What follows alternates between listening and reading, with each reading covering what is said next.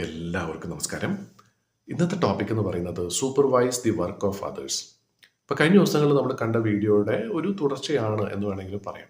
അതായത് നമുക്ക് സമയത്തിന് നമ്മൾ ഏറ്റെടുത്ത ഒരു കാര്യം സമയത്തിന് ചെയ്ത് തീർക്കണം എന്നുള്ളതിനെ കുറിച്ച് പറഞ്ഞു. അതേപോലെ തന്നെ അങ്ങനെ ചെയ്യണം എന്നുണ്ടെങ്കിൽ തീർച്ചയായിട്ടും നമുക്കൊരു നല്ലൊരു സിസ്റ്റം ഉണ്ടാകണം എന്ന് പറഞ്ഞിരുന്നു. ഇനി അങ്ങനെ ഒരു സിസ്റ്റം ഒരുപക്ഷെ 1-2 ദിവസം കൊണ്ട് നമുക്ക് ഉണ്ടാക്കിയെടുക്കാൻ സാധിച്ചെന്ന് വരില്ല. അങ്ങനെ നല്ലൊരു സിസ്റ്റം ഉണ്ടായി വരുന്നത് വരെ തീർച്ചയായിട്ടും നമ്മൾ നിരന്തരമായിട്ട് ചെയ്യേണ്ട ഒരു കാര്യമാണ് ഇവിടെ പറയുന്നത്. മറ്റുള്ളവർ ചെയ്യുന്ന ജോലിക്ക് മേൽനോട്ടം വഹിക്കുക എന്നുള്ളത്. പല വ്യക്തികളുടെയും സ്ഥാപനങ്ങൾ തകർച്ചയിലേക്ക് പോകുന്നതിൻ്റെ ഒരു കാരണം ഇതാണ്. ഒരുപക്ഷെ ആ ഒരു സ്ഥാപനം ഉണ്ടാക്കിയെടുക്കാനും വളർത്തിയെടുക്കാനും ഒക്കെ ഒരുപാട് ശ്രമിച്ചിട്ടുണ്ടാകാം. ഒരു സമയം കഴിയുമ്പോഴത്തേക്കും അതിൻ്റെ ആ നേതാവിന് തോന്നുന്ന ഒരു കാര്യം എന്ന് വെച്ചാൽ, എന്തായാലും എൻ്റെ കൂടെ കുറേ ആളുകളുണ്ട്, നല്ല കഴിവുള്ള ആളുകളാണ്, അധ്വാനിക്കുന്ന വ്യക്തികൾ തന്നെയാണ്, അപ്പോൾ തീർച്ചയായിട്ടും എനിക്കിനി വിശ്രമിക്കാം എന്നും പറഞ്ഞ് വലിയ ലീവ് എടുത്തിട്ട് അയാൾ പോയി കഴിഞ്ഞാൽ തിരിച്ചു വരുമ്പോഴത്തേക്കും ആ സ്ഥാപനം തന്നെ ചിലപ്പോൾ ഉണ്ടായെന്ന് വരില്ല. അതൊരു ചെറിയൊരു കടയാണെങ്കിലും വലിയൊരു എന്താ പറയുന്ന ഒരു രാഷ്ട്രീയ പാർട്ടി ആണെങ്കിലും എന്ത് തന്നെയാണെങ്കിലും നേതാവിൻ്റെ ആ ഒരു പ്രസൻസ് ശരിക്കും പറഞ്ഞാൽ വളരെ പ്രധാനപ്പെട്ട ഒരു കാര്യമാണ്. ഈ പ്രസൻസ് മാത്രമല്ല, അയാളുടെ ഒരു ഉത്തരവാദിത്തം എന്ന് പറയുന്നത് ഒരു കാരണവശാലും ആ ഒരു സ്ഥാപനത്തെ പൂർണ്ണമായിട്ടും കൈവിടരുത് എന്നുള്ളതാണ്.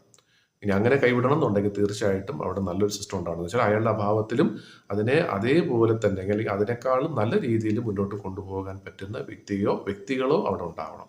അതുവരെ തീർച്ചയായിട്ടും ആ നേതാവിൻ്റെ ഉത്തരവാദിത്വം തന്നെയാണ് ആ ഒരു കാര്യം സമയത്തിന് തീർക്കുക എന്നുള്ളത്. അത് ചെയ്യാനുള്ള കഴിവുള്ള ആളുകളെ വളർത്തിയെടുക്കുക എന്നുള്ളത് വളരെ പ്രധാനമാണ്. ഇവിടെ പറയുന്ന ഒരു കാര്യം എന്താ പറയുന്നത്, ചാണക്യൻ്റെ കാലത്ത് രാജാവിൻ്റെ ഒരു ഉത്തരവാദിത്തം മാത്രമല്ല, ഒരു കുടുംബനാഥനാണെങ്കിൽ പോലും അല്ലെങ്കിൽ കുടുംബത്തിൽ ഒരു അംഗമാണെങ്കിൽ പോലും തീർച്ചയായിട്ടും നമ്മൾ ചെയ്യേണ്ട കാര്യങ്ങൾ തീർച്ചയായിട്ടും ചെയ്യണം. അതേപോലെ തന്നെ മറ്റുള്ളവർ ചെയ്യേണ്ട കാര്യങ്ങളും അതിനെ ഒന്ന് ഒബ്സർവ് ചെയ്യുക. എന്താ കാര്യം എന്ന് വെച്ചാൽ അവർ ചെയ്യുന്ന കാര്യങ്ങൾക്ക് തെറ്റ് ചൂണ്ടിക്കാണിക്കാൻ വേണ്ടി മാത്രമല്ല ശരിക്കും പറഞ്ഞാൽ നമ്മുടെ റോൾ എന്ന് പറയുന്നത്. ഒരുപക്ഷെ അവർ തെറ്റായിട്ടൊരു കാര്യം ചെയ്യുന്നുണ്ടെങ്കിൽ അതിനെ ശരിയായ രീതിയിൽ കൊണ്ടുവരിക എന്നുള്ളതും നമ്മുടെ ഒരു ഉത്തരവാദിത്വത്തിൻ്റെ ഭാഗമാണ്. പല ആളുകളും ചെയ്യുന്ന ഒരു കാര്യം എന്ന് വെച്ചാൽ മറ്റുള്ളവർ ചെയ്യുന്നത് ഉള്ള തെറ്റുകൾ എന്തൊക്കെയാണെന്ന് കണ്ടുപിടിക്കുക എന്നുള്ളതാണ്. അതല്ല ഇവിടെ ഉദ്ദേശിക്കുന്നത്. അവർക്ക് ഒരുപക്ഷെ നമ്മുടെ ഒരു സഹായം വേണ്ടി വന്നേക്കാം. അതിന് പറയാനായിട്ട് ചിലപ്പോൾ അവർക്കൊരു മടിയുണ്ടാകാം. അപ്പം അത് അറിഞ്ഞ് മനസ്സിലാക്കി അവർക്ക് വേണ്ട സഹായം ചെയ്തു കൊടുക്കുക എന്ന് പറയുന്നതും ഒരു നേതാവിനെ സംബന്ധിച്ച് വളരെ പ്രധാനപ്പെട്ട ഒരു കാര്യമാണ്.